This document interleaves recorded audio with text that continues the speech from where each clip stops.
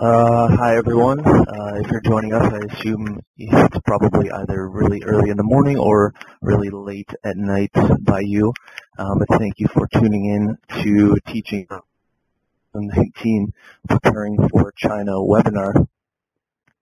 My name is Mike Ostrowski. I'm joined by Oliver Gorman and June Chang. To about 15 years of experience living in China. Some of us have actually taught as well, and we've, in addition to not only living in Shanghai, we've also lived in other smaller cities in China, so we were more than happy to talk about our experiences. Our goal in this webinar is really to prepare you for China and kind of give you an introduction to what you're going to be experiencing. And at the same time, there is a Q&A bar on the left-hand side. You will see that. And feel free to ask a question.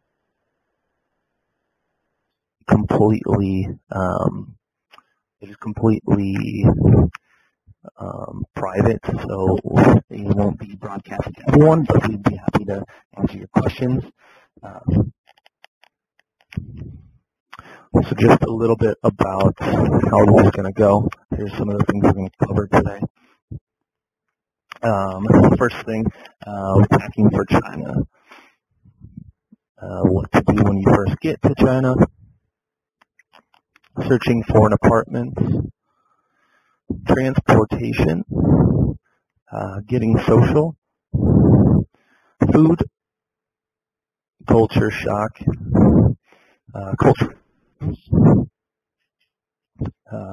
Teaching in China, what hopefully all of you will be doing, holidays, and then technology as well. We're going to shoot for about 45 minutes of content, and then at the end we'll have another chance for questions and answers. So if there is anything that's on your mind that maybe we didn't cover, or if there's something that you'd like us to go into more detail about, please feel free to ask at that point as well. Again, too, if we're on a topic that you have questions about, please, again, a section on the left-hand side. All right. But without further ado, let's dig in. Hi, everybody. So we're going to go a little chronologically about kind of preparing for the move and what you should do whilst you're back in your home country. So I wanted to talk about packing because it's pretty important, and you don't have a lot of space, but you should use that space efficiently. So basically, the first thing that everybody thinks of is clothes. This should be for all types of weather. Maybe if you wanted to travel. Sizes can run small here, but a lot of people do shop online, and a lot of the Western brands do have a little bit more variation in their sizes. And so that's something that we'll talk about a little bit later, about shopping online. After that, I like to talk about medication, so either prescription medication or over-the-counter. If you're more prone to allergies or anything like that, I would still bring, some of that stuff on hand. You can find it in the pharmacies here, but obviously there might be a language barrier, all of that stuff. For prescription medication, what I've recommended to people is to ask your doctor to provide a year-long prescription for you. And then when you go to the pharmacy, it takes a little bit longer, but kind of explaining it to them and bringing it on over, because there might be just different names here or different, any of that. And then also I wanted to talk for the ladies about makeup and menstrual products.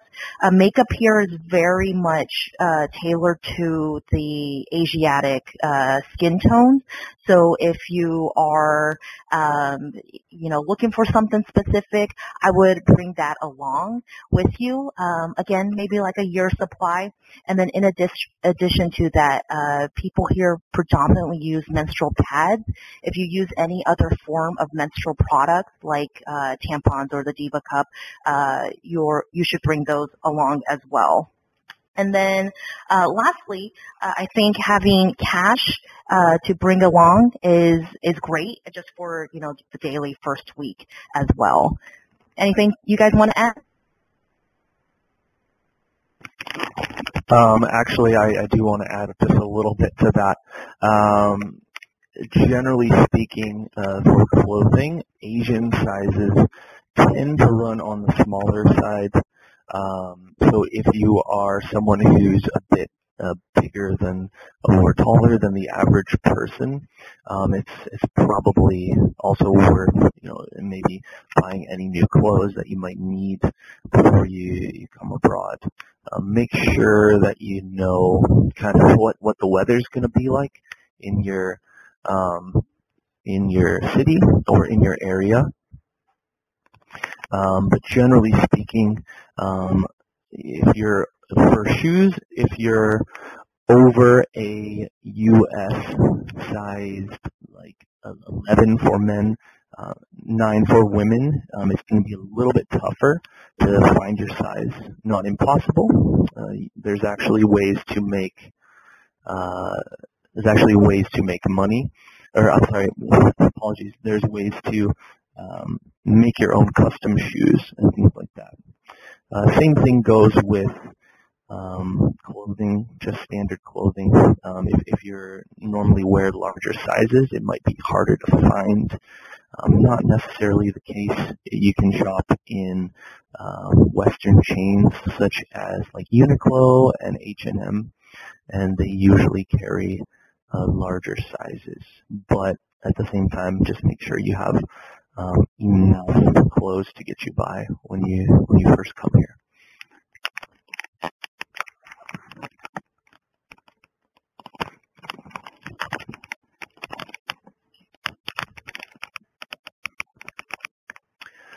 Alrighty. So the next thing we really want to cover is what to do when you first get to China. So, of course, you've packed your suitcase and hopefully just made it to China safely. In most cases, actually I shouldn't say in most cases, your school will help assist with an airport pickup. So either they will have a car ready for you and someone waiting for you at the airport, or simply someone from your school will pick you up at the airport in order to help you out and make sure you get to where you need to be. But anyways, when you first get to China, there's a lot that's going to be going on. You're going to be seeing a lot of very, very new things, new smells, new tastes, things like that.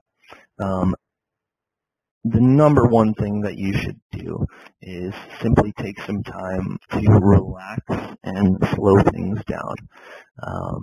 Most of you are probably traveling from countries where there's a huge time difference.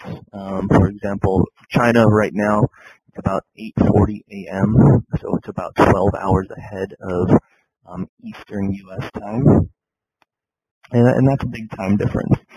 So when you first get here, take some time and get over that jet lag. You're going to be really tired for a couple of days. Personally, I suggest bringing some melatonin or something like that, just to kind of help you ease into a new sleep schedule. Try and get as much sleep as you can at a normal time, okay?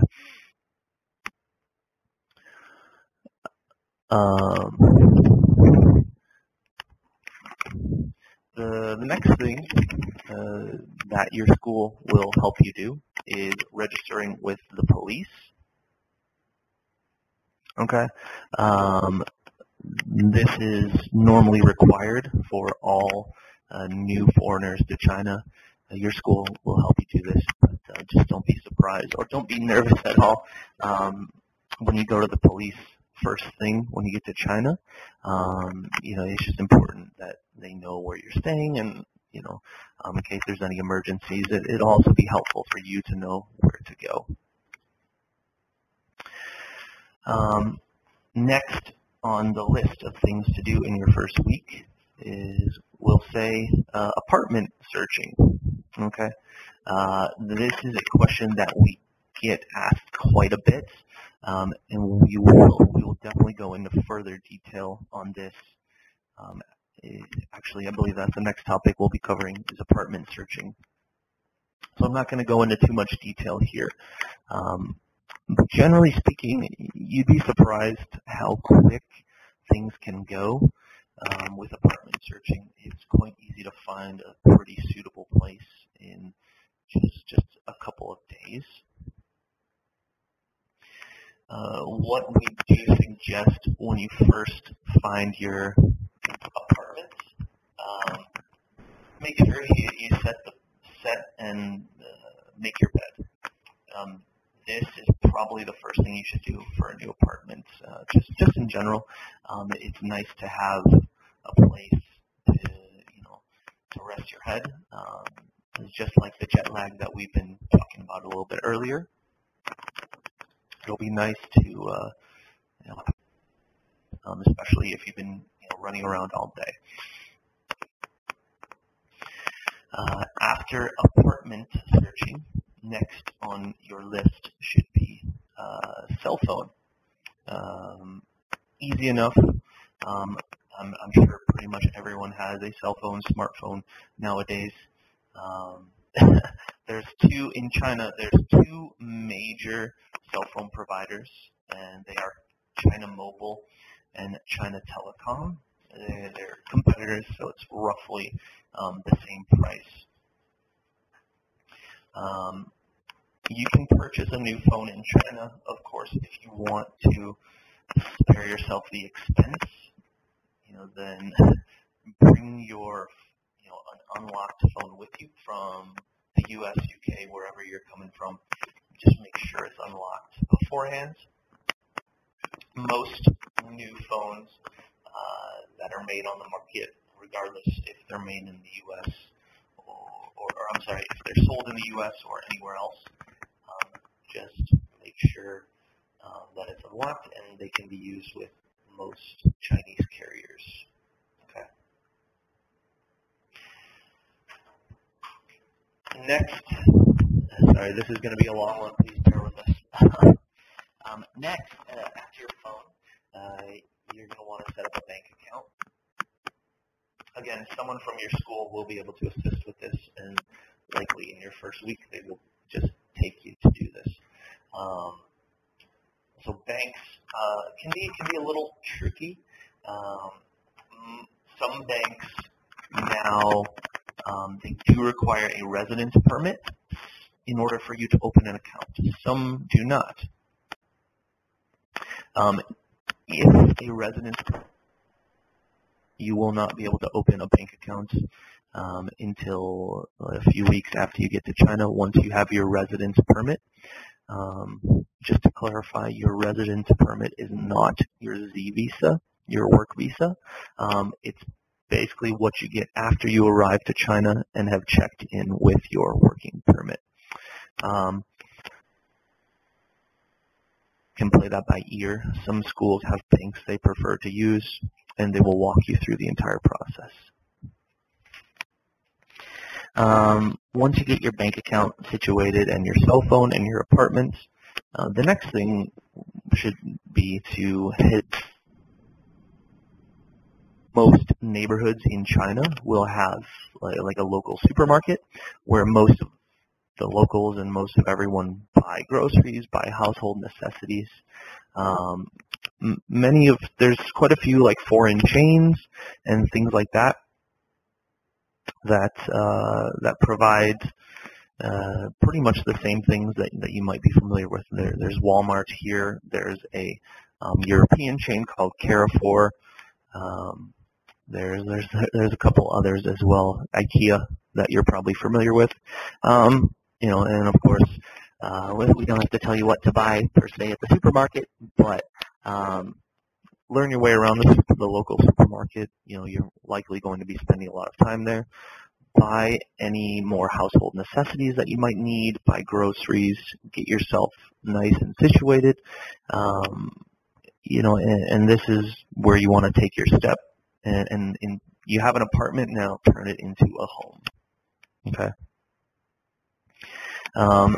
After these things, you found your apartment, you've gotten your phone figured out, your bank accounts, and you know where the supermarket's at. The next thing we suggest would be to practice your commute to school. Some of you might be living right across the street from your school. Some of you might not. So make sure to take the time. The last thing you want to do is show up late on your first day. Okay. Just make sure you get a good feel for the public transit. We'll talk a little bit further about transportation in a little bit. And then lastly, we would just suggest walk around your neighborhood, go for a bike ride or something. Get to know your area. And then, make sure you're comfortable with where you're living. You find some nice hole-in-the-wall restaurants. Get a feel for what the locals are doing and eating. And see what's going on in your general area. And we will say there's already quite a few questions that have been coming through. We will get to those later. There's quite a few. So instead of taking the time now, we will kind of revert back to these questions later. So apologies if your question hasn't been answered just yet. Okay.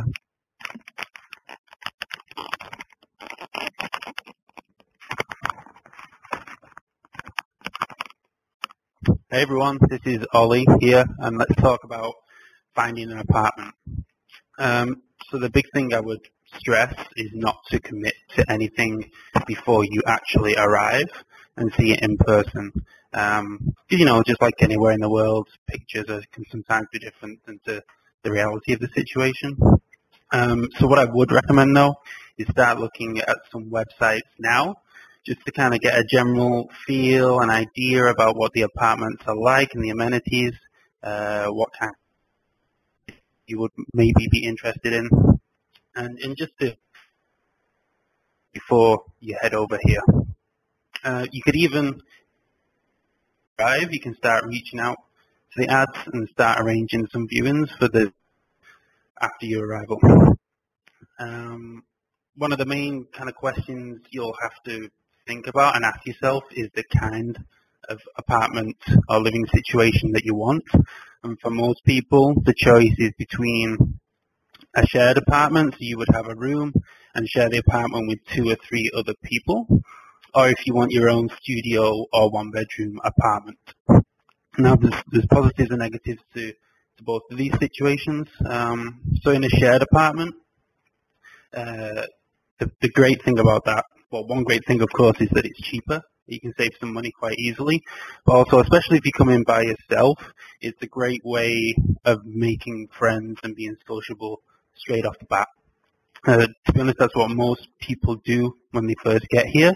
I did this for 2 or 3 years before I moved into my own place. So did Mike, so did June, so did most people. Most of the time, it's going to be shared with other foreign teachers or workers here or students. So it's quite a nice situation to be in. You're all foreigners in a different country. Everything's new. Everything's different. So it's quite rare to have someone that you wouldn't want to live with, if you know what I mean. With a studio or 1-bedroom apartment, they are more expensive because this is an overall China presentation. It does vary a lot from city to city, so I can't give any. Put them in the box, and we can go over that at the end. But yeah, studio or 1-bedroom apartment will be more expensive, but you will have your own space and your own place to relax and chill out.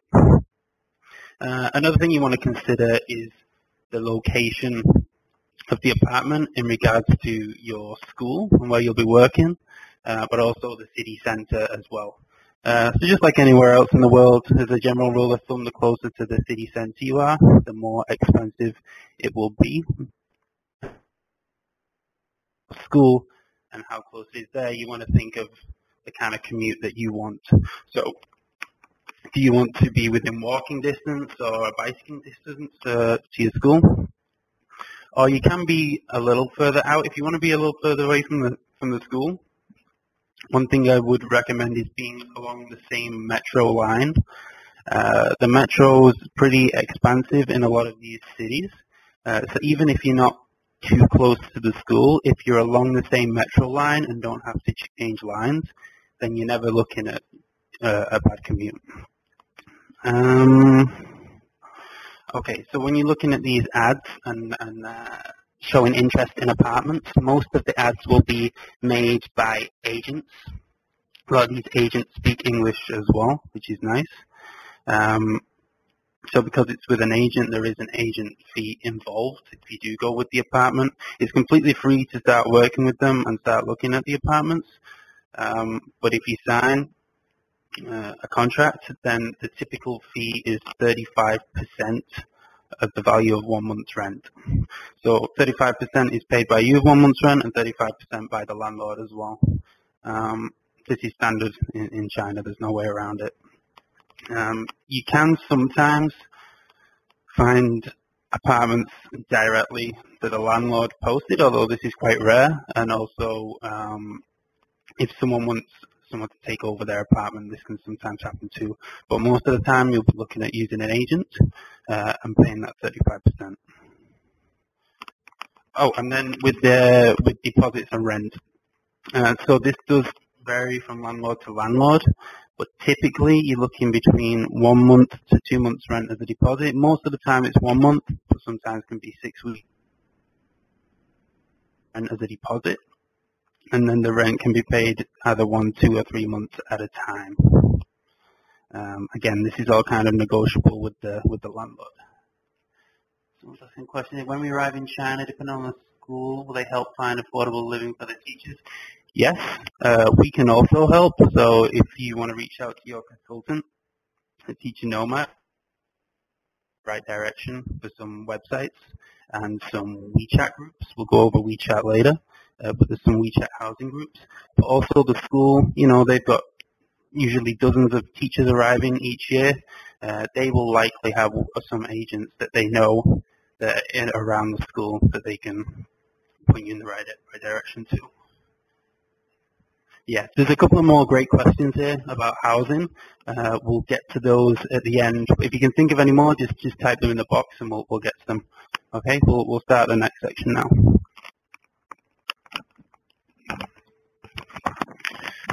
All right, the next section, and you'll see this nice graphic of the Shanghai subway system or metro.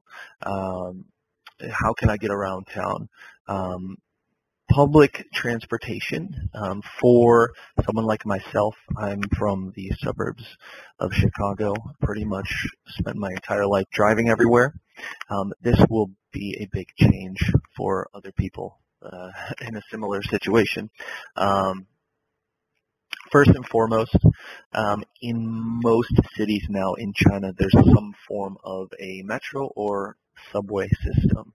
Of course, they're not going to be all as expansive and complicated looking as Shanghai is, for example. But most of them, and especially some of now the smaller cities even, are really building up their subway systems. Those are by far the most convenient, I will say.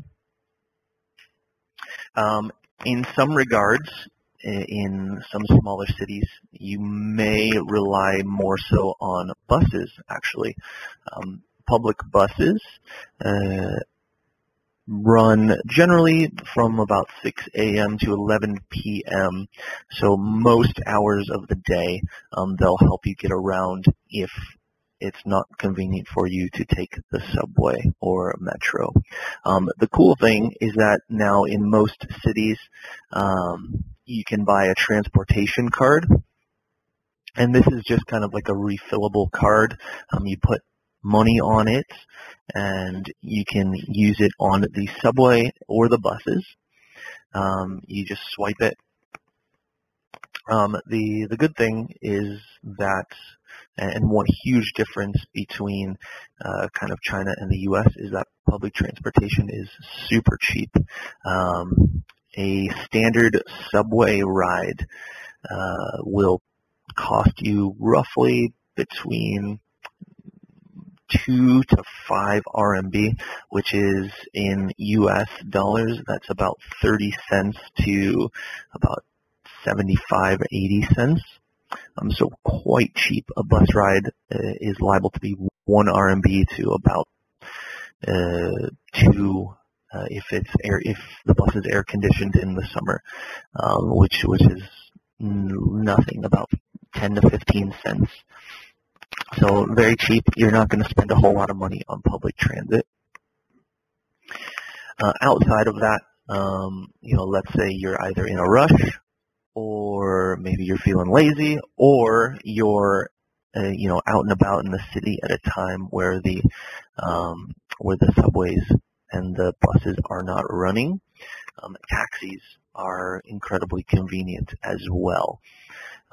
And again, they're not very expensive. It is not customary to tip a taxi driver. Generally speaking, most taxi rides in China, if it's a larger city, will probably run you no more than 30 RMB for the major cities, which is about like $5, $6. If it's a smaller city, about 20 RMB, which is $3 or so. And again, not customary to tip, so that's all you're going to be spending on taxi rides. So it's not a significant expense either. One thing we would suggest is make sure you have your destination written in Chinese. Most of the taxi drivers cannot speak English, though you might be surprised every now and then. But most taxi drivers cannot speak English. So have your destination written down in Chinese. Again, you can ask some friends that if you don't know how to get the destination in Chinese, you can ask some friends who've maybe been in China a little bit longer, or ask someone from your school to help you out there. The last thing that we want to cover in the transportation section is bicycles and public bikes. This is not new, it's been around a couple of years. New concept called public bike sharing. There's a couple different companies, but Mobike, Ofo, there's a couple other to name a few, and basically it's an app. You'll see these bikes kind of on the road, just parked in a bike parking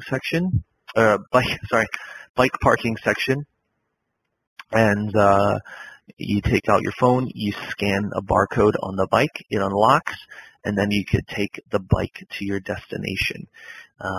Once you get to your destination, you just find another bike parking area, you lock the bike, and that's it. It's pretty cheap. It generally costs about 1 RMB, which is about 10 cents or so. 1 RMB per 30 minutes. So most of the time you're not going to even be on the bike for 30 minutes. So these bikes are convenient. Maybe you can get to your destination in about 10 minutes by a bike, or maybe a subway station and you just want to get there a little bit quicker. So yeah, it's really nice and convenient, and will definitely make your daily commute a whole lot easier. We'll talk a little bit more about that in our technology section. Okay, guys, now we're getting to the fun stuff. Sorry, boys, but I wanted to talk about kind of things to do when you first get here, and then how to really create a community for yourself, as that, to me, is really important in making a foreign place your home. So first, I think utilizing your colleagues. Most of them have probably lived in that area for over a year, and so they'll have a great foundation for you to ask them, what WeChat groups should I be following? What WeChat subscription should I be following? Where do people hang out? All of that stuff. So first off, ask them. Second, a lot of cities have these either meetup type of groups. So Meetup and Internations are the two largest, and therefore either networking, or there's like board game nights or language immersion nights. So you can definitely look at that. And they do send emails to your email, so you can always keep that in mind. One thing that I really enjoy, I think the guys here with me also, quite a few of us have a lot of different hobbies. And that's really something that you can look into. I'm sure there's kind of Facebook groups about it and WeChat groups about it. For example, into rock climbing, and I found a great community, and we go out rock climbing outdoors, and that's through not only word of mouth, but going to rock climbing gyms and talking to people. Mike Poof, you've heard his voice a lot earlier. He's in a big softball league here, and they have events every week along with playing. They also hang out. So I think that if you personally have a hobby too, you can find a community. Smaller cities, I'm sure, also have these type of communities. Maybe just not as many options for the different hobbies. And lastly, I do want to talk a little bit about dating, if that's something that's important to you. There's, technology, dating apps that people also utilize. If that's something that you're interested in, being abroad, keeping in mind that it's a very international community. So yes, you will be in China, but you'll definitely meet people from all over the world, not just for dating, but also you'd be really surprised how much you learn from people. I personally have neutralized my little bit, include a couple of British words here and there because of my colleagues and some friends. So you never know, but that's a great way. And to, date if you'd like. So next we're going to talk about food. I guess the second favorite topic of this webinar. So I'm going to pass it over to Ollie. Hey, it's Ollie again. Let's talk about food. So China is really big, and the food can be quite specific and regional to that area. And Chinese food is not like Chinese food back home in the US, the UK. It's not all sweet and sour chicken and that kind of thing. It's a lot different. A lot of the time, it's very cheap and very delicious. It can sometimes be unfamiliar. You don't always know exactly what you're ordering. A lot of places do have pictures, though, so you can kind of pick up the pictures. And it's just the advice I would give, because I came to China as a bit of a fussy eater, is just really just to be open-minded and give things a try. You'll surprise yourself. Sometimes you give it a try and it's not so great, but most of the time it's very, very tasty and delicious. Let's talk a little bit about the supermarkets. So big, small cities, they all have quite a lot of supermarkets. Lots of great options and local options and ingredients, meat, vegetables, fruit, things you can buy there. And a lot of the bigger supermarkets, even in the smaller cities, but especially in the big cities too, they will have an imported food section or a foreign section. So if you're craving something just a little more familiar, some cheese, some Philadelphia, some foreign options, you can definitely find those in the supermarkets. Going on a little bit to restaurants now. There's a lot of different options you can choose from. You're never struggling for a food option in China. The local restaurants, again, there's a lot of variety. China is big. There's a lot of different dishes. They tend to be very, very cheap. So if there's two people You're both getting a meal and a drink. In RMB, the local currency here, you'll probably be looking to spend around 40 to 100 RMB, everything all in. What's that in dollars, roughly? 40 to 100 RMB? Yeah. $6, $7, something like that. And then if you want to go to a foreign restaurant, foreign food is a little more expensive, as you can imagine. Typically, for two people with drinks, you're going to be looking about 100 to 200 RMB and above, depending on where you go. Also, something very big over here is ordering food through apps and through websites, but mostly apps that you will get on your phone. I'll give you the names of some now. We can go over a little bit in the technology later. But if you're in Shanghai, Beijing, some of the big cities, there's an app called Sherpas. It's all in English, and they have a lot of different food options there. You just choose what you want, order. The delivery fee is quite reasonable, it's usually 10, 15, 20 RMB, something like that. And then usually around 45 minutes later, you'll have your food at the door.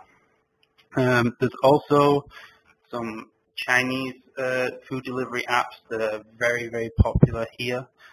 One is called Ele.me, that's E-L-E-M-E, and one's called Meituan. Again, we'll go over later. You'll see how to spell them if you like in the app's logo.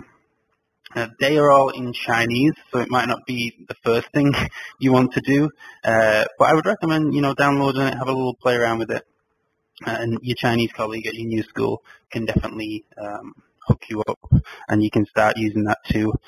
On there, you can get some really, really cheap food and some discounts. We quite often use them to deliver our lunch, and sometimes even breakfast in the office. And even with delivery, you're quite often looking at 20, 30 RMB a meal, something like that. And on these apps, I should say there is the big kind of chains as well. You can get your McDonald's, your KFC off there. Here we have Dunkin' Donuts delivered quite often to the office in the morning. Get a little coffee and a donut. Yeah. So a big concern I think a lot of people have is that the food might not kind of agree with them, and that's all they'll have to eat. But especially in the big cities, when you first get here, you'll have so many different options. So really, don't worry about that. And just finally, if you have any dietary needs or requirements, so for example, vegan, vegetarian, lactose intolerant, anything you're allergic to, I would just take the time to learn the word for that and have it saved in your phone too in Chinese. I'll come to it later, but there's an app called Pleco, P-L-E-C-O. It's a Chinese dictionary app. You can just look up the word, it'll say it.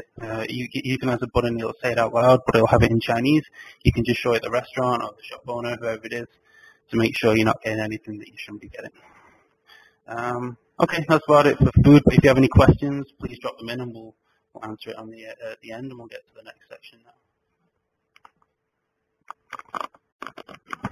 So we just got in a question from somebody about being vegan or other dietary restrictions, and I want to talk about this really quickly before we go on to Mike, our next speaker. So vegan restaurants are available predominantly in the larger cities.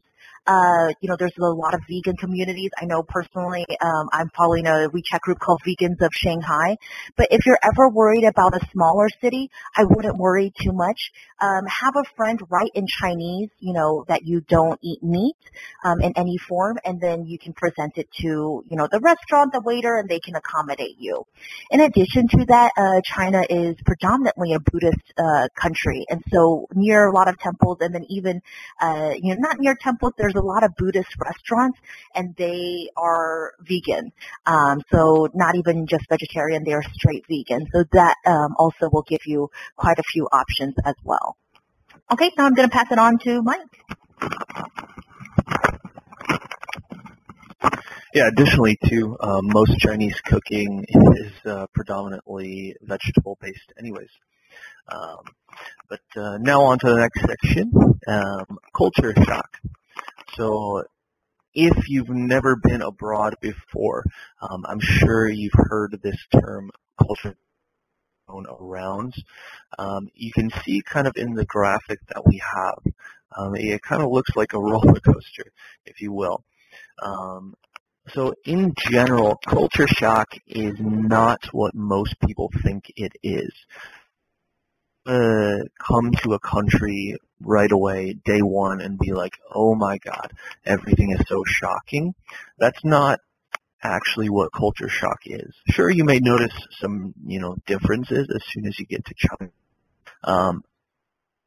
What culture shock is looks more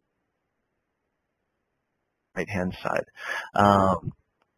When you first get to China, or no matter where you go, if you go to any country for that matter, when you first get to China, things are going to be very new and very exciting for you. And this is kind of, you'll see the unreality and elation part. Things are brand new, they're exciting, you completely new environment, everything is kind of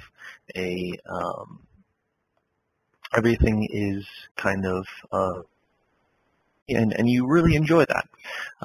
So your happiness goes up. And that will actually go on for a little while. Oftentimes it can go on for about 2 to 3 months. You'll be very, very, very happy and elated, meeting new people, learning new things. What true culture shock is what comes after that part. After those first couple months, things start to kind of wear off.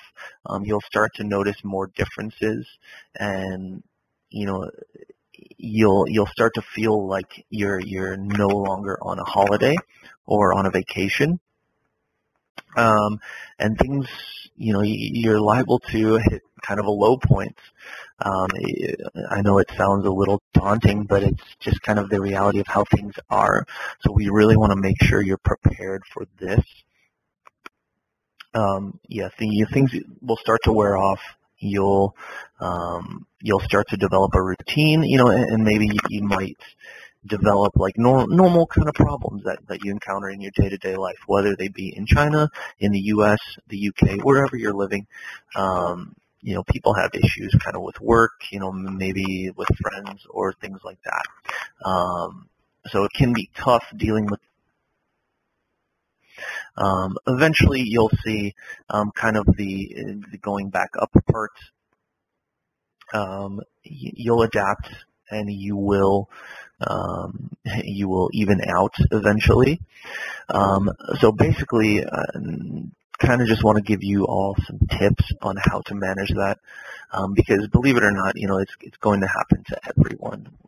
Myself, June, and Ollie have all been through it, and most other people as well. But just a couple of tips before you get to China. Do your research, of course. Of course, all of you being in this webinar, you kind of have a leg up on everyone, so kudos to you all.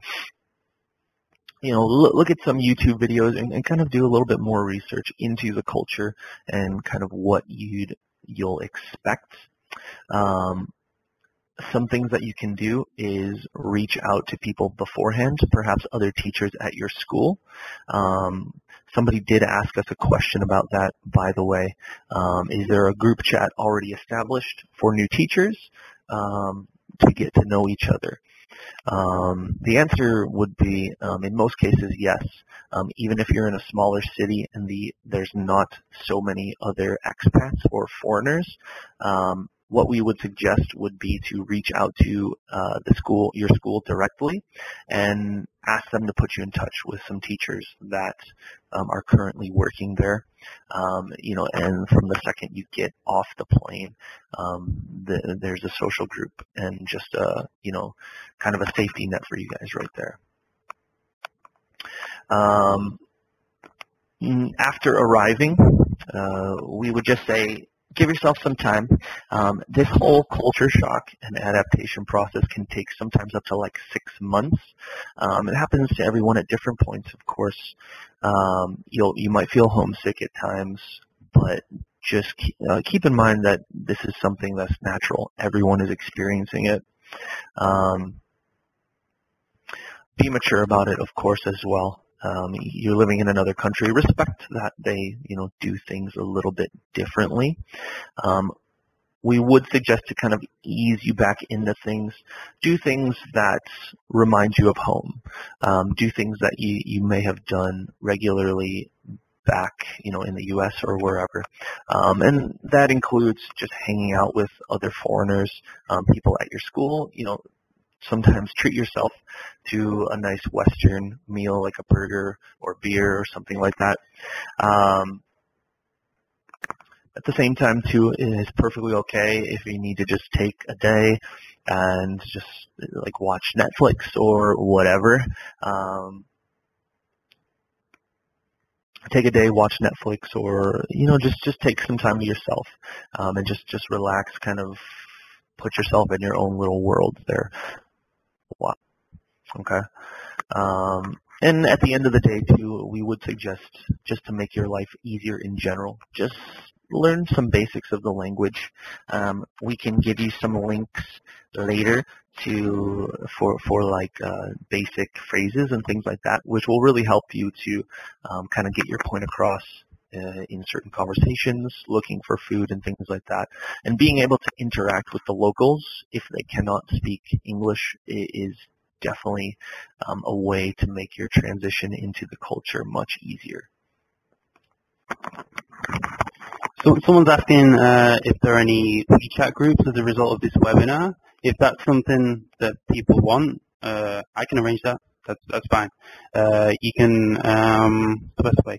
Maybe if you type in your WeChat ID, if you already have it, and then after today, I'll make a group and add everyone in. If you don't already have WeChat, no problem. And when you do get it, just let your consultant know, and we'll add you to the group.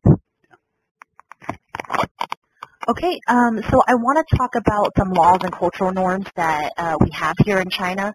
And somebody also mentioned this in a Q&A, and it's in this one. Do not drink the tap water. That's not something that maybe you might drink tap water back in your home country. Don't do it here. There's a lot of water filtration systems and water coolers, so no worries. You're going to be fine. Just refrain from that. Also, Mike alluded to this earlier, but a lot of most people don't tip. Even if you try to give a tip, they probably won't accept it. It's just not part of the cultural norms here. I want to talk also really quickly about laws. As with any country, if you break a law in that country, even if you didn't know prior to that, that you were breaking a law, you're still held responsible for it and can be reprimanded or punished for it. So keep that in mind. One big thing that comes to mind that I want to talk about is like in the States, there's a couple of states that allow marijuana use. Most countries outside of, a select few Western countries have rather strict drug policies. So keep that in mind, as these are generally more conservative countries. Somebody also mentioned that going back to that water is, can you boil the tap water? That's not recommended because when you boil it, it does concentrate some of the minerals that you shouldn't put into your body. So keeping to that buying water, water canteens and water coolers. And then one thing I want to mention as well is that even if you're in a large city, a lot of these cities are going to be 7, 8 million people and above. For some of these people, this is the first time that they're seeing a foreigner. So somebody like you. So you might get a couple of stares and even a lot of stares, but I want you to keep in mind that this is generally not out of malice. It's more out of curiosity and being interested. I don't know about you guys. Sometimes I've even had people sit next to me and start talking to me, asking about, where I'm from and just really getting into the nitty-gritty details of my life. And that's really just out of curiosity. And that's quite normal here to ask some very personal questions. So don't be deterred by it. It just does happen. And then lastly, I want to talk a little bit about the professionalism, because in each different country it's a little bit different. Here, there is a language barrier for a lot of these people. Maybe you're dealing with somebody in HR, and English is a very difficult language to learn for those of us who, if it's not your mother tongue. So emails might seem short to you or seem a little bit curt, keep in mind that there is that language barrier. So, maybe somebody's not meaning to sound like that, but it just comes across that way. Secondly, transparency is a little bit different. So, for example, as a U.S. citizen, I really want my company or managers to be extremely transparent with me, but that's not necessarily the case in China. So if you ever have any questions, just keep asking and being persistent. But also, keep in mind that they've got it handled. If you ever have any questions, you can always reach out to your HR. But it might take a while for them to get back to you because they're just not used to, giving as much information as you're accustomed to. And then did you guys want to have anything to add to that? Yeah, I would just say when it comes to laws, June kind of touched on this a little bit, but just when it comes to laws, we do have people ask us these kind of questions more often than you'd think. Just as a general rule of thumb, you use common sense. Don't do anything that would be illegal or questionable in your own country, and you'll be all right.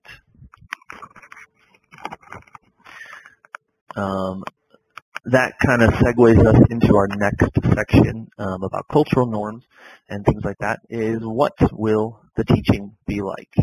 So for all of you, hopefully, this is going to be your job. We talked a lot about kind of the lifestyle and living in China, but what about working and actually teaching? So just as a disclaimer, if you're working in an international school, your experience will probably be quite a bit different than what I'm going to say.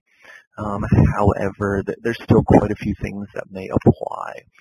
Okay, so just to start off, the students in general, Chinese students, no matter what age, they're taught kind of at a very young age to have a huge respect for authority, the teacher being one of them.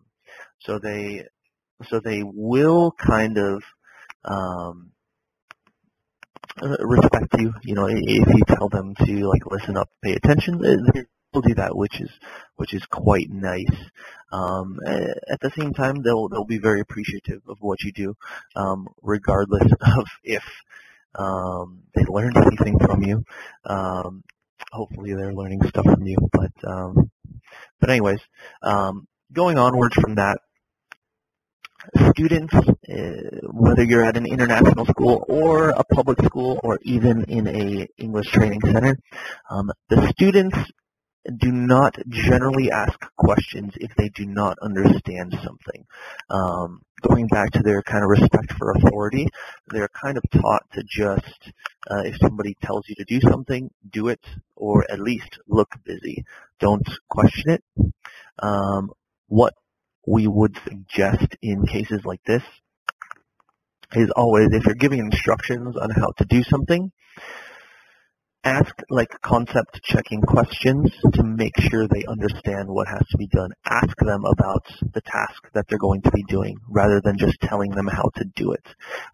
For a lot of you, if you're taking a TEFL course, this will be a huge part of the course as well. That being said, too, the students are very used to being lectured in their normal schools. So if you're teaching at a public school or an English training center, kind of the go-to method of instruction for Chinese teachers to Chinese students is just kind of a lecture.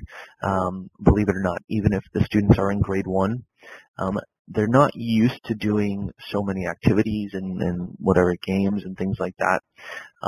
So what we do suggest, I would just say in general, this is kind of a very poor method of instruction for languages specifically. So what we suggest is incorporate more activities, group-based projects, even games, and things like that for them to really kind of let them work with each other, feed off of each other, and practice the languages if you're teaching English. For most of you that have taught already in the U.S. or something like that, this won't be very difficult for you to adapt to. But if you're new to teaching, I would say make sure your classes are different than their normal classes. You want them to enjoy them. You want them to be involved and engaged. On top of that, to just kind of challenge the students to go further on into their conversational skills rather than just having them memorize vocabulary words and things like that. The last thing just to mention about the teaching in general is that regardless if you're teaching at an international school, training center, or even a public school, you do have to keep in mind that these students are non-native English speakers, meaning that English is not their first language. Even if they're in an international school and their English is amazing, English is not going to be their first language in most cases. Make sure when you're giving instructions and things like that, keep your language very, very simple. Try to avoid colloquialisms and things like that. Don't hesitate to ask if you have a teaching assistant in the room. Don't hesitate to ask for help with translation and things like that, just so you can get through. In general, make your instructions very clear, very precise, and very short. Use graded language for the students so that they can understand. You'd be surprised how easy it is to get your point across just from saying a few words rather than, having long, drawn-out sentences. That's it so far for teaching. Of course, if you have any questions on that, please feel free to ask in the Q&A section. But again, we'd be more than happy to answer more questions about the teaching. Okay, so let's talk about holidays. Get fun again. So there are public holidays in China, but of course they differ from the US, UK, Canada, other countries. The main two that you'll be looking at least a week long. So the first week of October every year is National Week, Golden Week. So there's 1 week off, the 1st to the 7th of October every year. And then the other big one will be the Chinese New Year break. This goes off the lunar calendar, so it varies a little bit year to year, but you usually look in end of January, beginning mid-February around that time.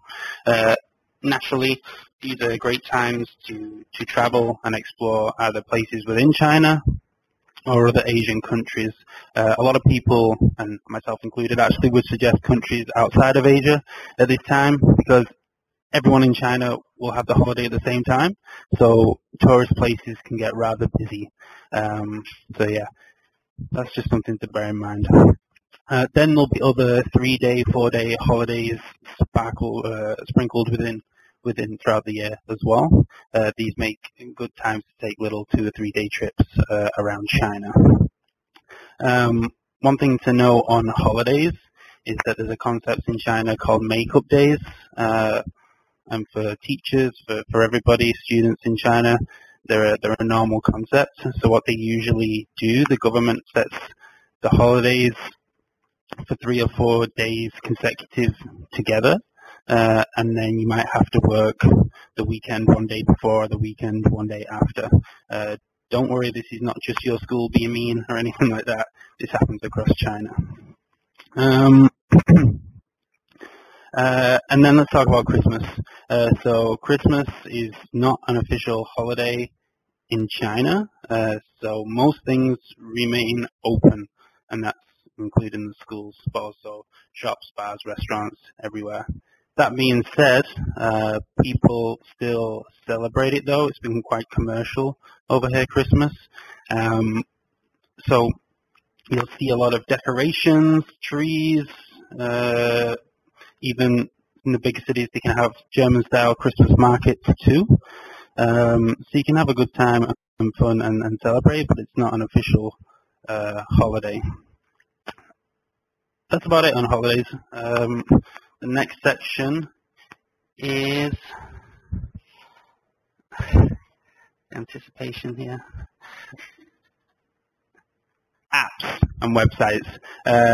This one I'm guessing will be quite popular, so you might want to grab a pen or paper if you're making notes. We've included the names of them here, but I'll go through them as well. So let's start with apps.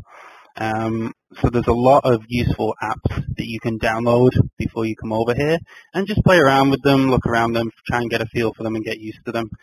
The main one is WeChat. WeChat is everything. It's life over here. So definitely get WeChat if you haven't already. You'll use it to talk and message with your friends, to message with your fellow teachers and colleagues at the school. You will link it to your bank account once you're here, and then in all the bars, supermarkets, restaurants, you can use WeChat to pay for everything.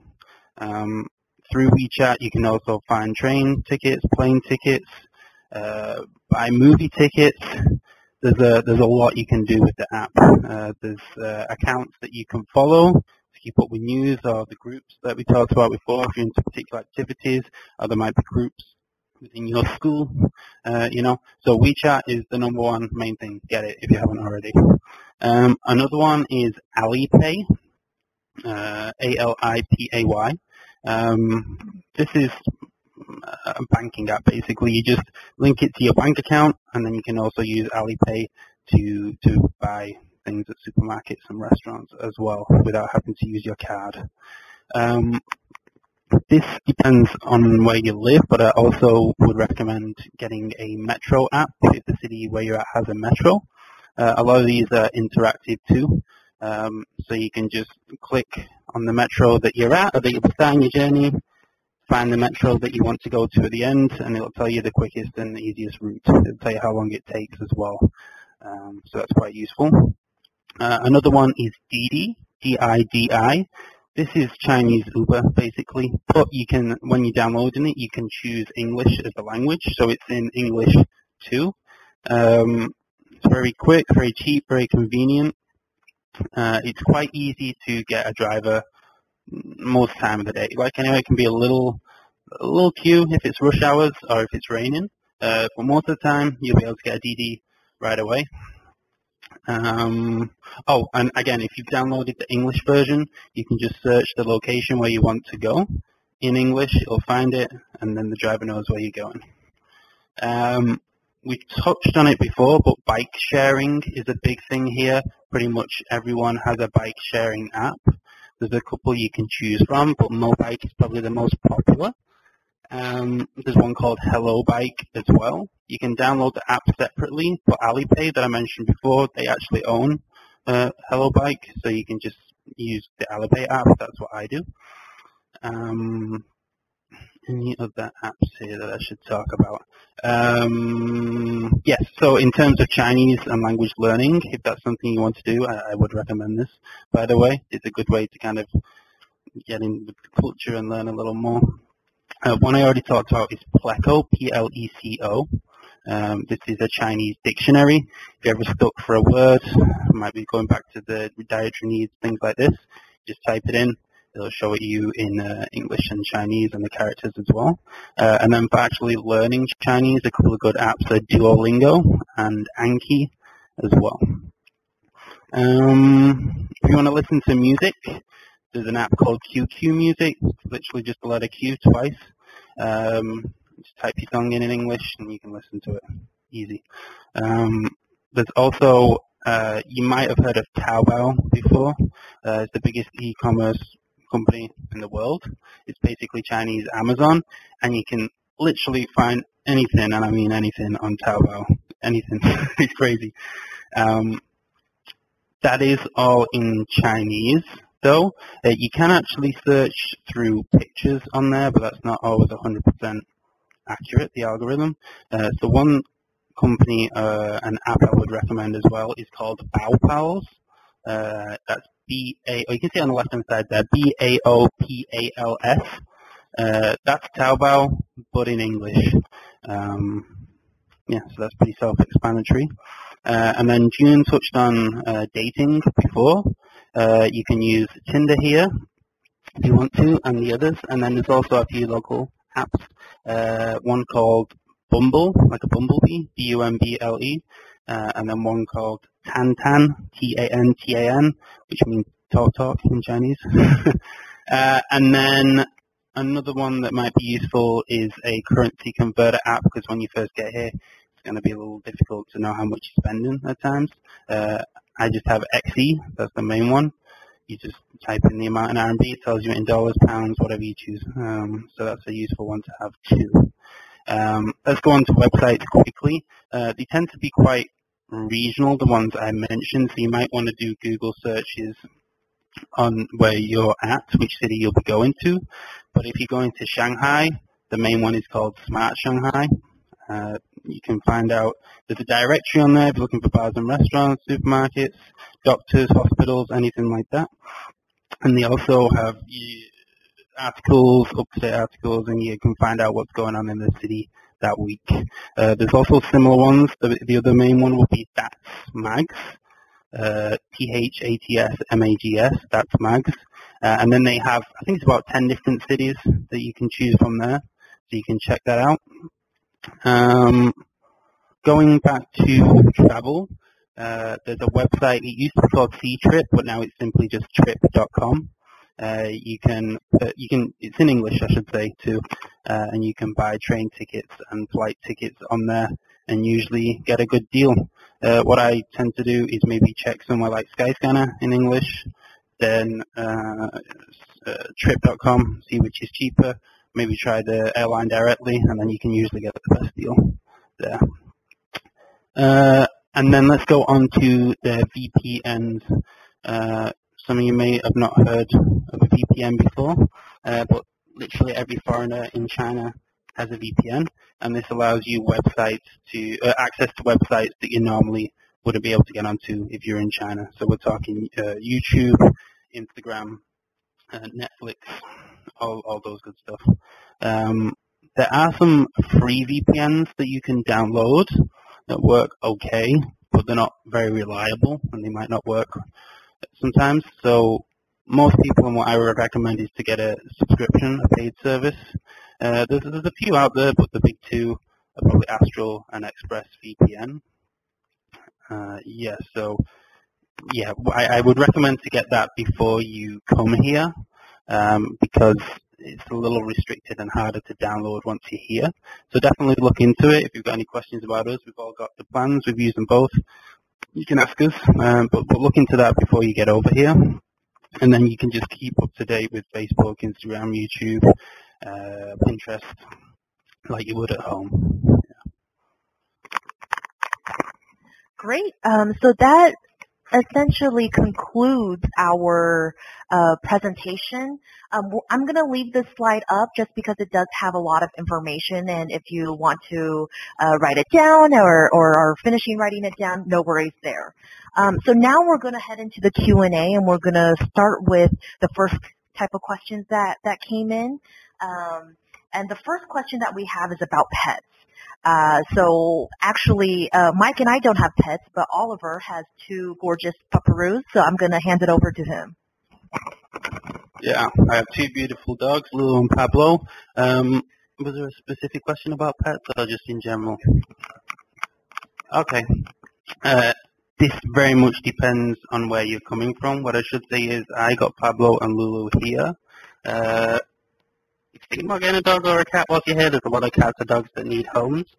So as long as you're okay with the responsibility, definitely recommend that and give some little guy or girl a home. That'd be great.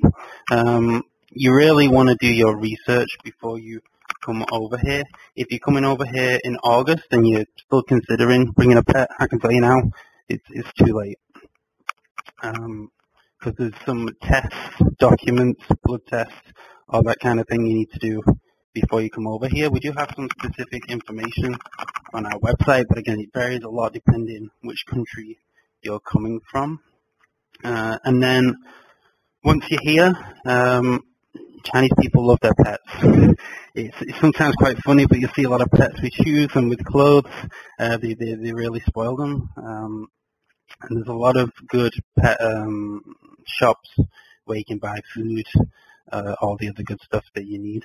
Groomers as well. Groomers is not too expensive. The place we go and take ours for a haircut and a shower bath is about 180 RMB per dog, so that's about £20. So not too bad. And then when it comes to leaving China, again, it really depends on where you're going. So, for example, I'm actually moving to Thailand in the near future. That process was relatively simple so far, but it did take about 2 to 3 months to get everything in place. I know it varies from country to country, but I've already looked into the UK. Being from the UK, that would have taken probably 4, 5, 6 months. And I know for Japan, for example, it takes at least 9 months. So really do some research. You can do it alone. That's what I chose to do to save some money. But there are some specific companies and agencies you can use for a fee, and they will help you take the dog or the cat to wherever you're going. I have a question here that came in. I have 2 dogs that I would like to bring with me. Depends if you're coming by yourself or not, but generally the rule is 1 animal or pet per person. So if you come by yourself, that might be a little tough, unfortunately. Yeah. Actually, a couple of things here. We're going to go away from this app screen. So here, if you want to just visit this website, there's lots of good, obviously that's a plug to our website, teachingnomad.com, but this link specifically, there's lots of good infographics and things like that, and also lots of other information. We will get back to more questions as well, but one thing that we will do, we have actually already created a WeChat group for you guys. So here is the QR code for the chat. What you can do is open up WeChat. You'll see a plus sign in the top right corner. Okay, so you click that, and then you want to click the third option, which says scan. So all you have to do is scan that QR code that's right there on your screen, and you can get into this new group that we've created for new teachers. So if you have any other questions after this, we'd be more than happy to help you guys out. Already quite a few people entering the group. Cool. We'll keep that up. We'll keep that up the whole time while we're answering some of these other questions. Okay.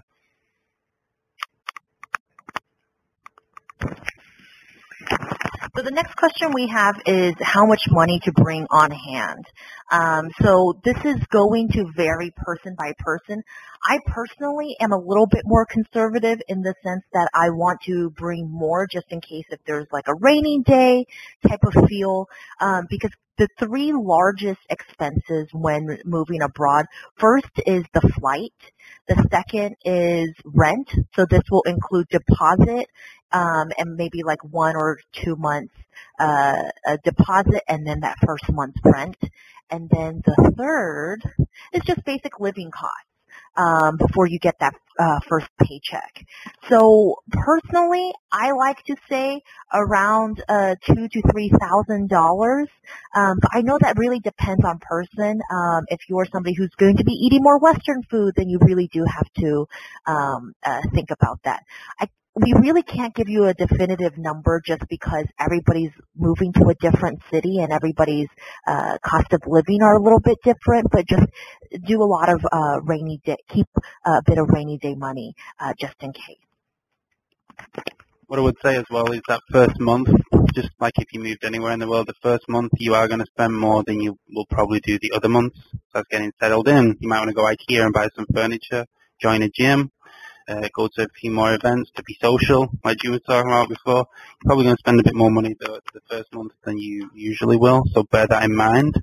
And then if we're talking about actual physical cash in hand, one thing to note is most foreign cards work at ATMs here. If you want to be double sure and check, you just contact, this is what I did before I came, you just contact your local bank at home, tell them you're going to China so they know it's not some strange activity, and then you can just use the ATM and they'll give you the money in the local currency here, and the fees are nothing extravagant. It's quite cheap actually. So if you want to err on the side of safety and caution, then you can just use your ATM card, your bank card here in ATM. Yeah. Another question somebody asked about was their housing allowance. So they basically said, hold on, if we can go back to the question. If a school provides a housing allowance, should I be looking to make full use of that allowance?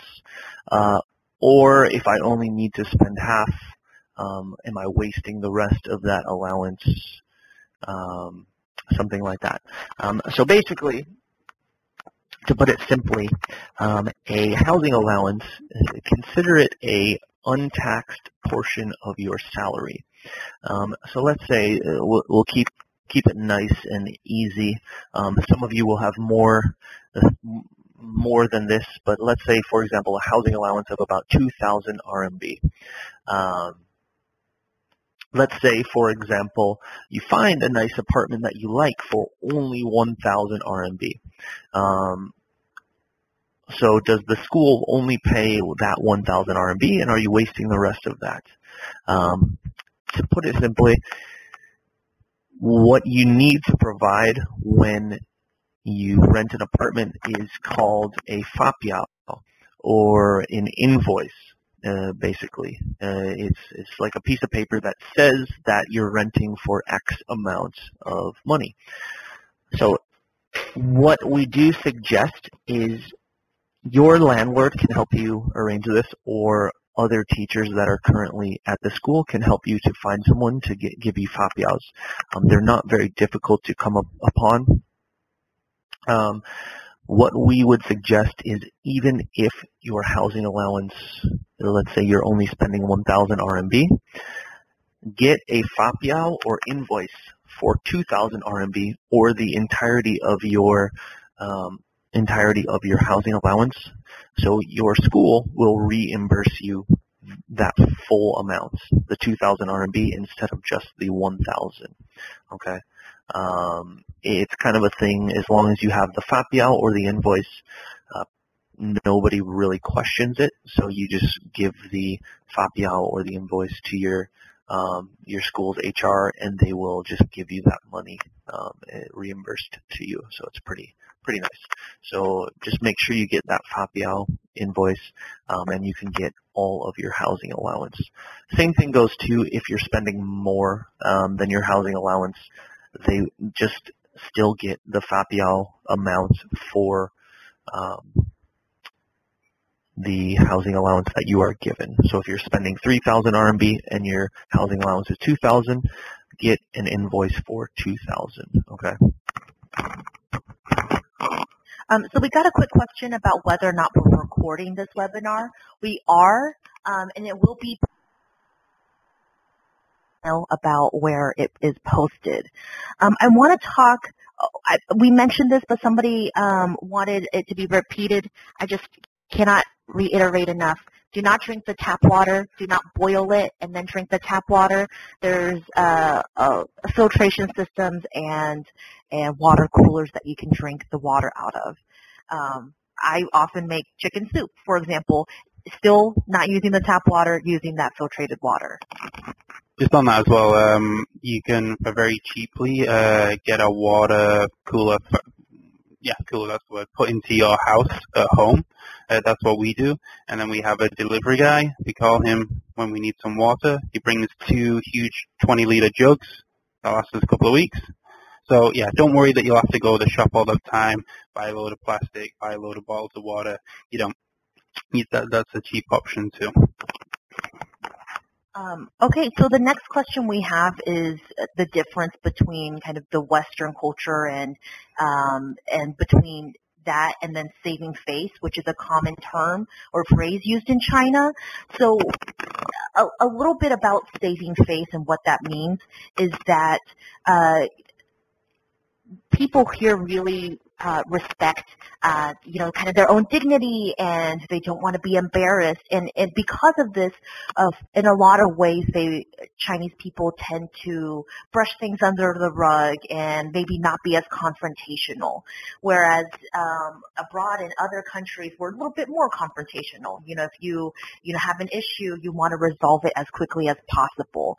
So there's a lot of nuances to this, and you can talk to a lot of maybe people who are born in the States or Canada or elsewhere who are of Asian descent, and they'll have a lot to say about this. And it'll be different from people who are born here in China and what they have to say. Just keeping in mind that the culture is going to be very different, and there's a lot of nuances that you may not understand in regards to saving face. So nothing kind of open.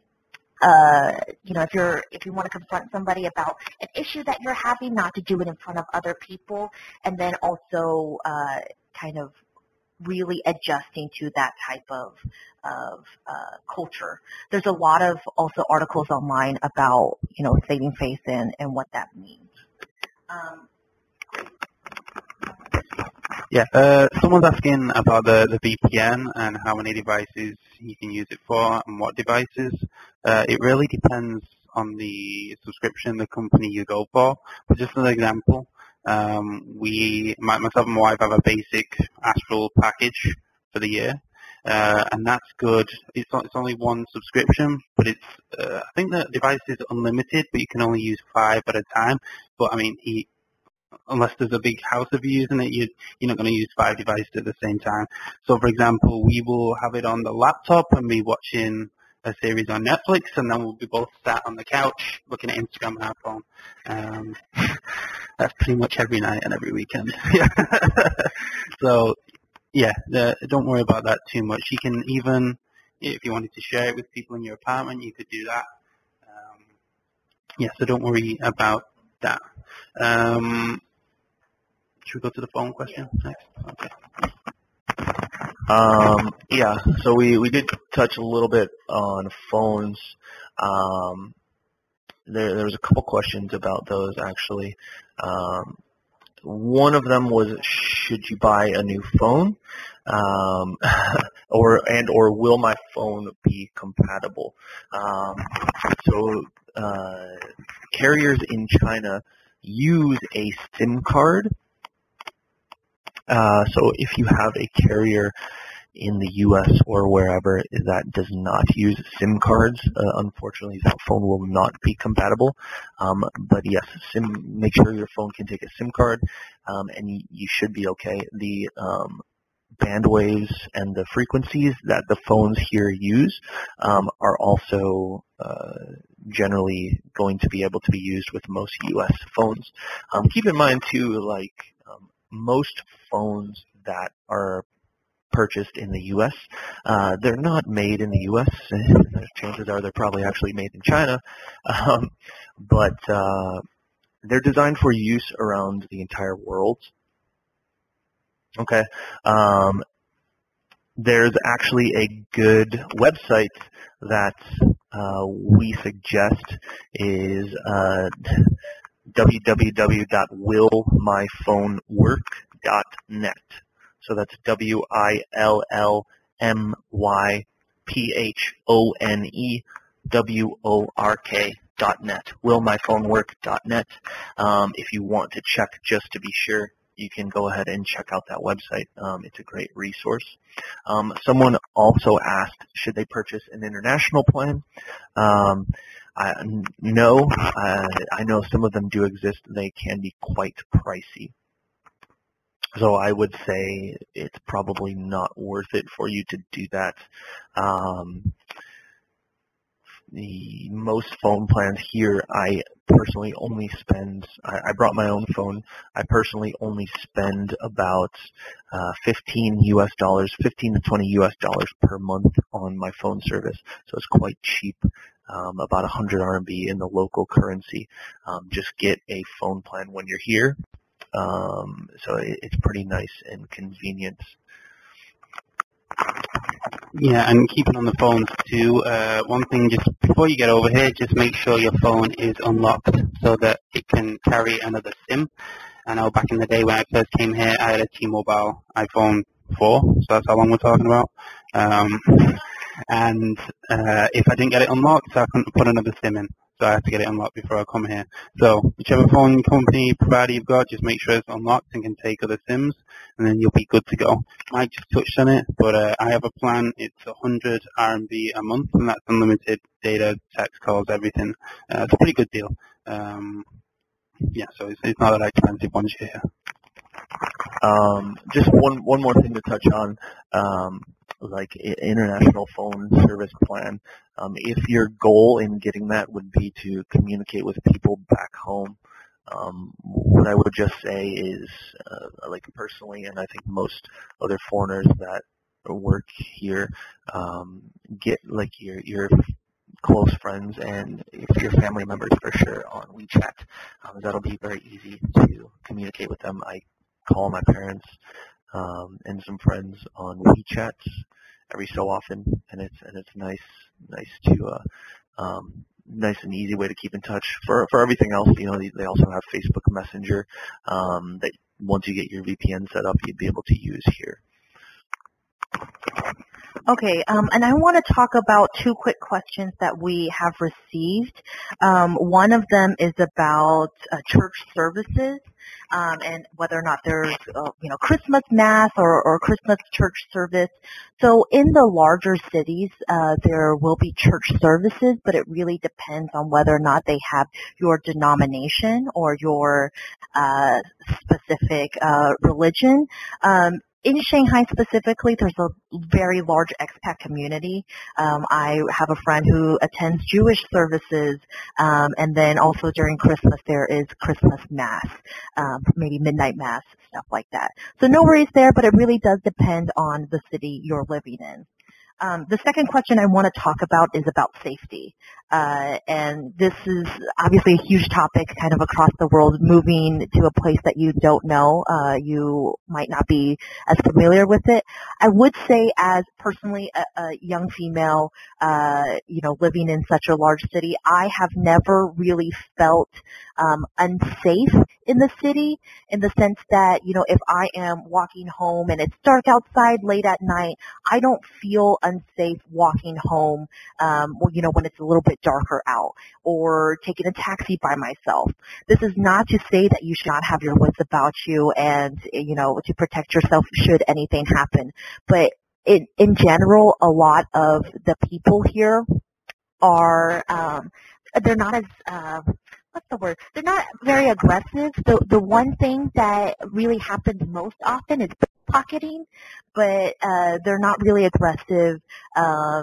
They might fight with each other. You'll see on the street some people maybe arguing, but that's more a verbal spat. And more often than not, I would say 99.999% of the time, it remains a verbal spat. Very rarely do people lay their hands on each other, or will they ever lay their hands on you. And in that, on that topic as well about safety, it really is just such a different environment. When I said, I feel comfortable walking back home late at night, it's because there are still a lot of people out on the streets. And, if anything were to happen, there's a lot of people around. So don't worry about that. But also keep in mind to know the emergency number, or have a close friend on WeChat that if you ever feel uncomfortable, but I've never personally felt that way. Um, there was a couple more questions that came in after we talked about it, about water. The first one was, can you repeat what you said about tap water? And so basically, to reiterate, we normally just say keep your drinking to bottled water or filtered water. In most restaurants, they'll have filtered water and things like that. And then, of course, at your house, apartment, you can buy large like containers or coolers and things like that. And there's convenience stores on every corner, so if you're low on water, it's pretty easy to just either pick it up like on your way home or just run out of your apartment really quick. As far as boiling the water, the Chinese people do like to boil.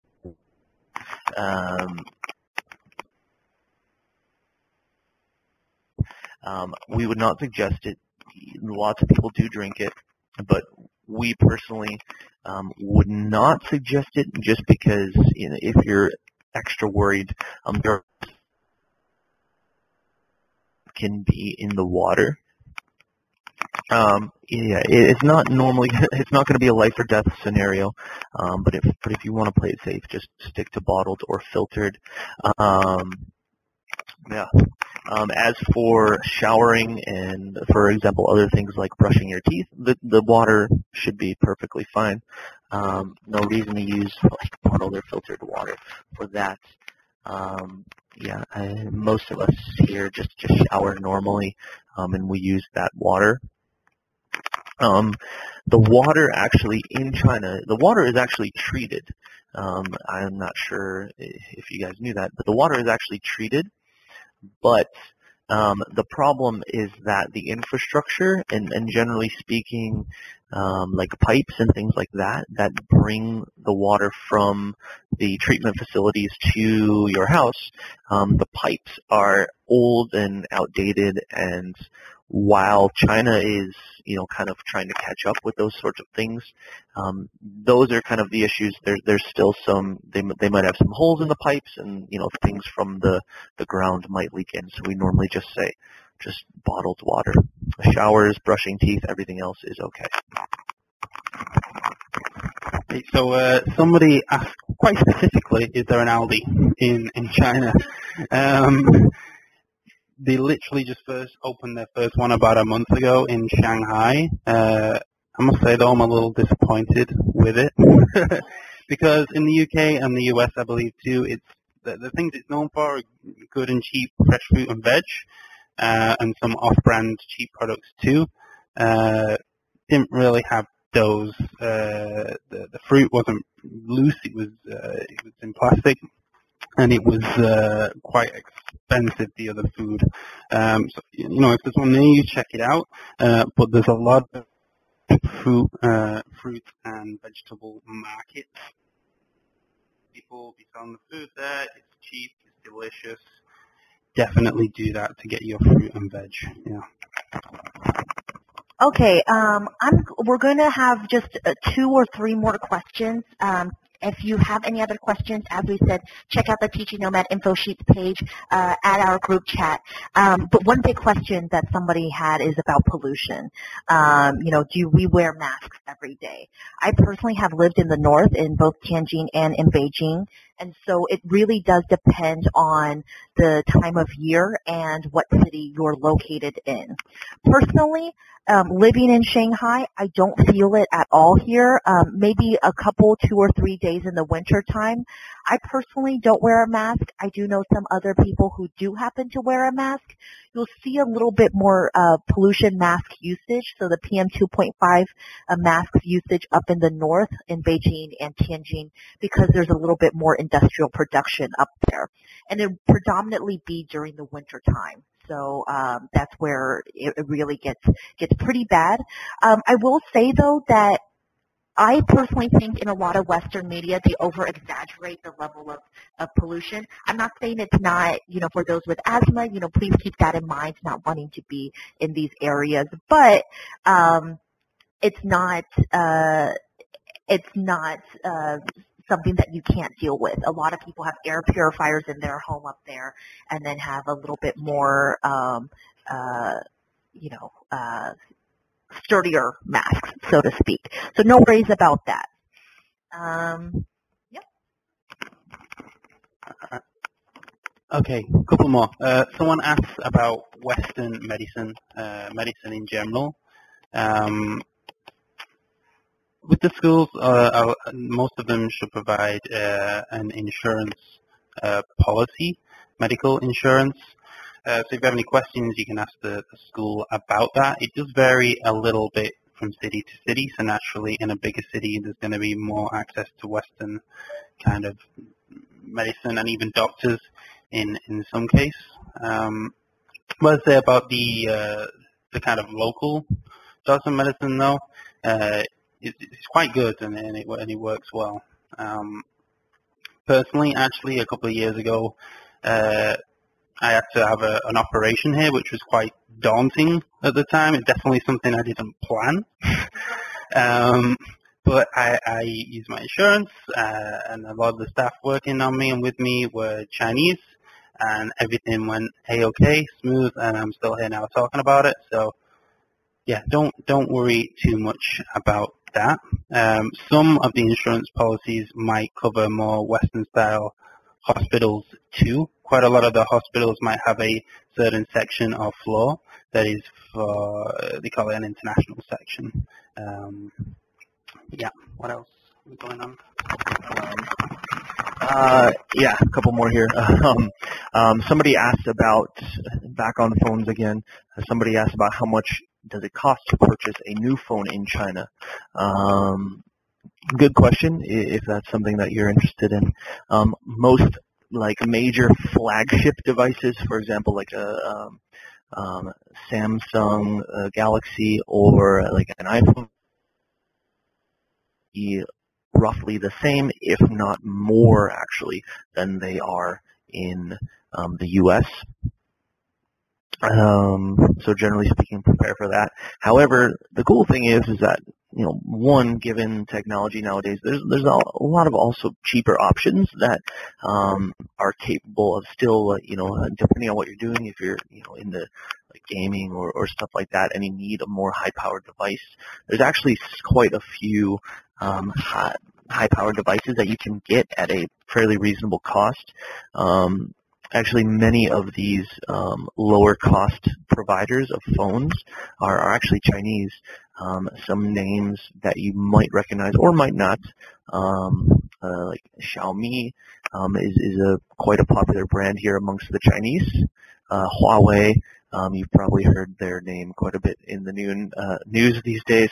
OnePlus as well. They're also excellent providers of phones, and a lot of their devices can be bought at quite a reasonable price. My most recent phone is actually a Xiaomi. It's amazing. It has about 128 gigabytes of storage. Really nice processor. Takes amazing pictures. I bought that for less than 2,000 RMB, which is probably about 300 or so US dollars, something like that. Okay. So yeah. Okay, and we're coming to the end of our webinar. Thank you so much, guys, for tuning in. Our last question that we want to touch on, and if you have any more questions, as we said, you can email your recruiter or add our WeChat. But our last question is, what are the best parts about living in China?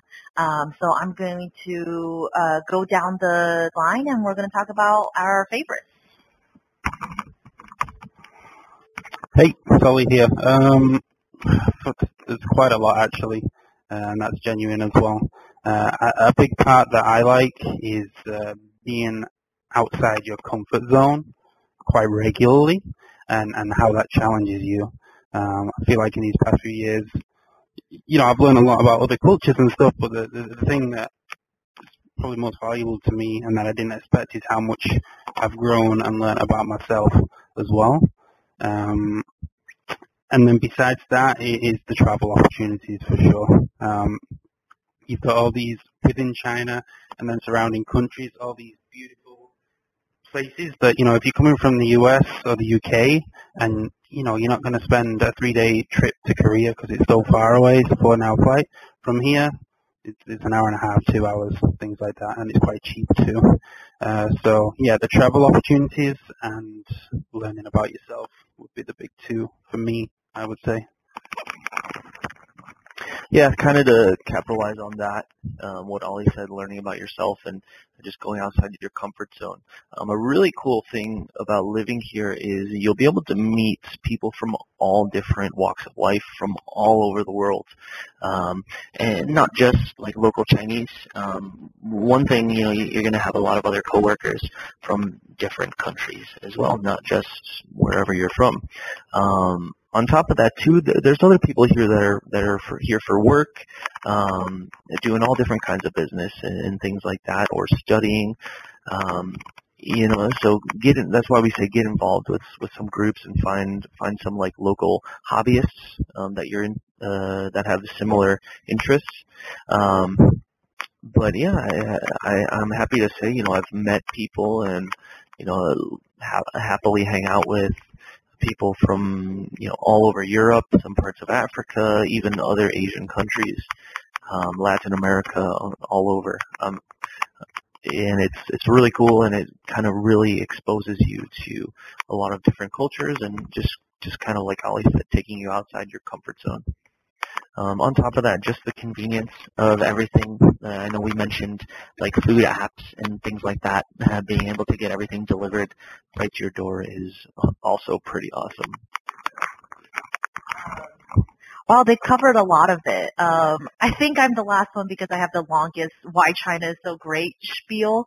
But really, the level of technological advancement, to be honest, I can't even imagine moving back to the States because I don't know if I could live without all of the amazing apps here, and the convenience is really what comes down to it. But you really get to meet some of so many great people who are so different culturally from you, but even within the States, if you went to school in the same area, you get to meet people from all over that area, and you end up finding that the world is really small and the world is quite flat, and that there is a lot of commonalities that you didn't expect, and it's really surprising every day.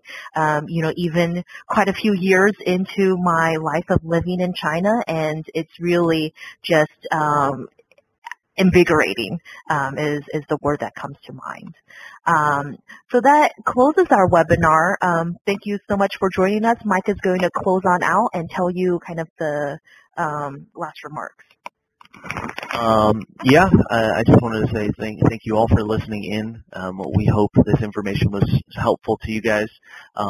As we mentioned, go ahead and scan that QR code that's on the screen right now, and you could get into our group. So in case you have any other questions or things like that, feel free, or if we didn't get to your question, feel free to ask it in that group, and we'll provide the best answer that we can for you guys.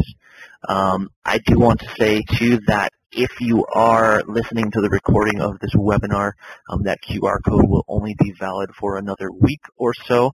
So today is July 3rd, China time, so it will only be valid for another week. If you are having trouble scanning the QR code and want to get into that group, you can go ahead and reach out to your recruiter or our info email. That's all for today. Thank you all again. We hope you're all excited to come abroad to China. And yeah, please have a great rest of your night. And if you have any other questions, please feel free to let us know. All right. Thank you.